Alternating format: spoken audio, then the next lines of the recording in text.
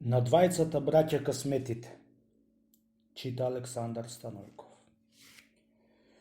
Од кога му умрел татко му на двајца браќа, си делиле сета татковина се понаполу. Поминувајќи некоја година, постариот брат ватил да напредува во стоката. Ако имал 100 овци, намножил 150. Ако имал 2 вола, историл 4. Кравите намножил, биолиците, биолите, јунците, јуничките и сета друга стока што имал, ја намножил. А пак брат му, напротив, се што имал загубил и многу се осиромашил, чунки пустиот късмет негов не му работел, како на брата му што му работел. Бидејќи биле едно до друго браќата со куќите, набргу се гледале на двајцата късметите и си се разговарале. Еднаш го видел късметот помалиот брат Гологлав со еден прат враце, кај туку трчал низ двор и го прашал късметот по стариот брат.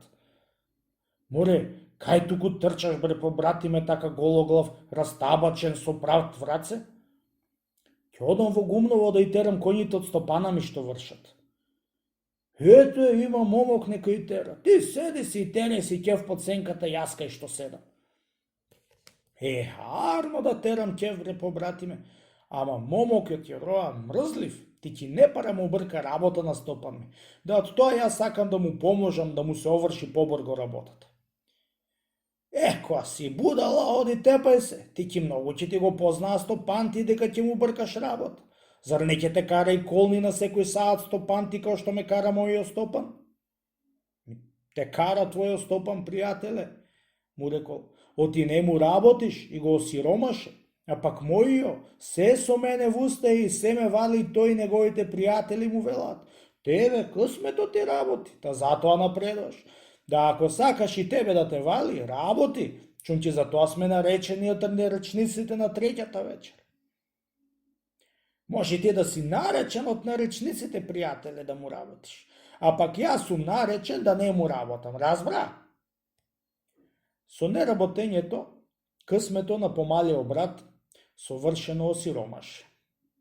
Гледајќи низ куќи късмето да види дали има нешто да скрши, да скини или да изгори, да го нема, видел на една греда клаени опинците да се сушат на догниште и му изел и излегол надвор да му и даде на пците, али на свињите да ја искини и да го остави бос.